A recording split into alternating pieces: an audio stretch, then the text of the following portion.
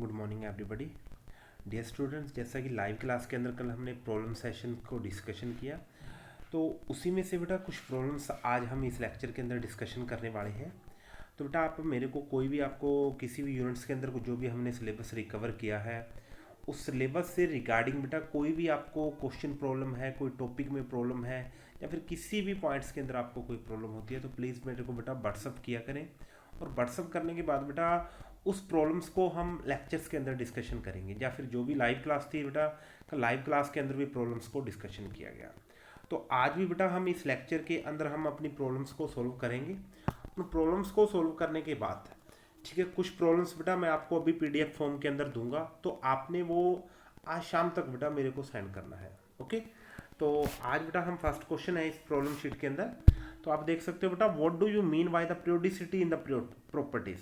Okay, तो इस question को बेटा हमने सॉल्व किया कि आपने बोला था बेटा after a regular interval of times chemicals and physical property of the elements are repeated is known as a periodicity। Means बेटा क्वेश्चन के अंदर यही बात पूछेगी कि periodicity से क्या मतलब रहेगा। तो periodicity में बेटा आपने बताना है कि after a regular interval of times chemicals and physical property of the elements are repeated which are known as a periodicity। Okay, next part है बेटा what is the main cause. Cause means बेटा रहेगा कि इसके पीछे reason क्या रहेगा। तो रीजन में बेटा आपने बताना है due to the same valence electron of the elements, कि एलिमेंट्स की जिन एलिमेंट्स की इलेक्ट्रॉन कॉन्फ़िगरेशन सेम है, आउटर इलेक्ट्रॉन कॉन्फ़िगरेशन सेम है, उन्हीं एलिमेंट्स की प्रॉपर्टीज रिपीट करती हैं। ओके, नेक्स्ट है बेटा क्वेश्चन आपका सेकंड क्वेश्चन को बेटा मैं बाद में डिस्कशन करता हूँ। थर्ड क्वेश्चन एक बार देखना है आपने। List any two property of the elements belongs to the first group of the modern periodic table. Means बेटा आपने फर्स्ट जो मॉडर्न पीरियोडिक टेबल है हमारी, उस मॉडर्न पीरियोडिक टेबल में जो फर्स्ट ग्रुप है alkali metal, okay, alkali metal की कुछ प्रॉपर्टीज को बताना है।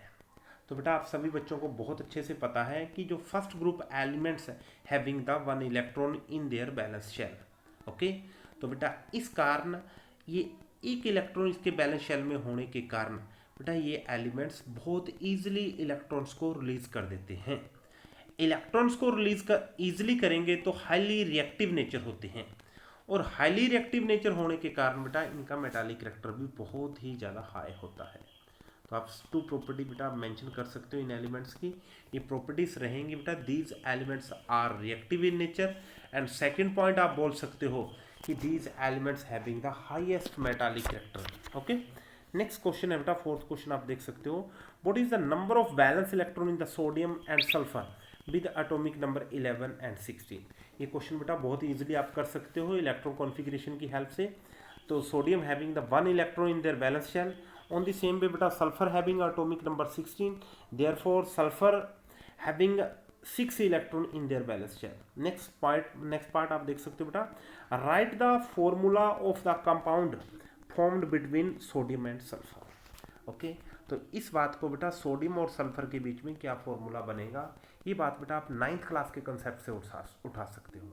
आपने बैलेंसी के बारे में पढ़ा था, तो बैलेंसी में बेटा सभी बच्चों को बहुत अच्छे से पता है sodium having the valency 1 and sulphur having its 2 valency. Valency कहाँ से आई बेटा, ये बात भी बहुत अच्छे से बहुत क्लियर होगी सभी को।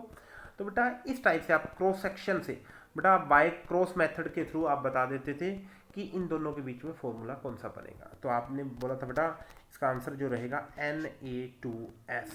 ये बात बेटा 9th क्लास के अंदर रिकवर हुई थी कि सोडियम और सल्फर का जो कंपाउंड बनेगा उसका जो फॉर्मूला रहेगा that will be Na2S। Okay, next question है बेटा आपका फिफ्थ क्वेश्चन आप देख सकते हो।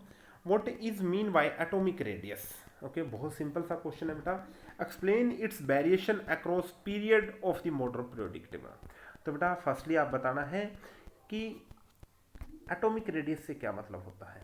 तो बेटा बहुत अच्छे से सभी बच्चों को क्लियर होगा, किसी भी एटम के बेटा न्यूक्लियस से लेकर आउटर मोस्ट शेल तक का जो डिस्टेंस रहता है that is the atomic radius.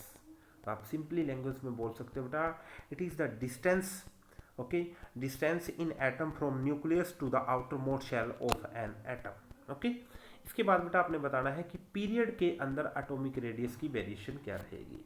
तो बेटा आपने बोला था पीरियड के अंदर इलेक्ट्रॉन की एडिशन बेटा सेम शेल में होने के कारण इलेक्ट्रॉन एडिशन सेम शेल में होने के कारण बेटा electron will be start to repel each other, therefore effective nuclear charge will be increase and hence atomic radius will be decrease in the period। तो सिंपली आपने बोलना बेटा पीरियड के अंदर एटॉमिक रेडियस बेटा हमेशा डिक्रीज करती है due to increase in the nucleus effective nuclear charge. Okay, next question है बेटा आपका 6th question, what why does metallic character decrease from left to right across the period. Okay, तो metallic character बेटा आपने बोला था, मेटालिक करेक्टर के अंदर बताया बेटा हमने it is the tendency of an atom to release the electrons, means बेटा इलेक्ट्रॉन को रिलीज करने की जो टेंडेंसी होती है that is the metallic character.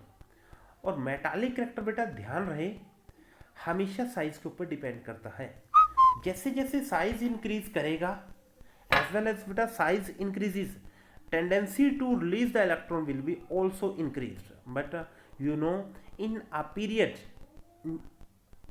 Period effective nuclear in a period बेटा size will be decrease, size decrease करेगा तो बेटा जी आप सभी बच्चों को बहुत अच्छे से पता है tendency to release the electron also will be decrease, therefore बेटा metallic character will decrease in a period. Okay, next question है बेटा बहुत simple, how do the atomic size and metallic character of elements changes as we move down a group. बेटा सभी बच्चों को पता है हमेशा ग्रुप के अंदर बेटा size always will be increase due to addition of the shells, and left to right in a period के अंदर बेटा साइज हमेशा डिक्रीज करता है। डिक्रीज होने का रीजन बेटा जी इफेक्टिव न्यूक्लियर इलेक्ट्रॉन एडिशन बेटा सेम शेल में होती है, और सेम शेल में इलेक्ट्रॉन के एडिशन के कारण एलिमेंट्स बेटा एक दूसरे को रिपल्शन देनी शुरू कर देते हैं। ओके, इलेक्ट्रॉन एक दूसरे को रिपल्शन देनी शुरू कर देते हैं, और रिपल्शन देने के कारण बेटा इफेक्टिव न्यूक्लियर चार्ज इंक्रीज कर जाएगा, और इफेक्टिव न्यूक्लियर चार्ज इंक्रीज होने से हमेशा साइज डिक्रीज कर जाता है। ओके, तो बेटा ये ऑक्साइड का ये टॉपिक है, मैं नेक्स्ट लेक्चर के अंदर लेके आने वाला हूँ। तो अभी तक बेटा आपने ये 7 क्वेश्चन बेटा मैंने डिस्कशन किए हैं, 3 क्वेश्चन बेटा और हैं आपके, अभी मैं नेक्स्ट PDF के अंदर डाल रहा हूँ, उन क्वेश्चन को बेटा आपने सॉल्व करना है, और सॉल्व करने के बाद बेटा आपने व्हाट्सएप के थ्रू मेरे को सेंड करना है। ओके, थैंक यू, और कोई प्रॉब्लम है बेटा please call me. Okay, thank you.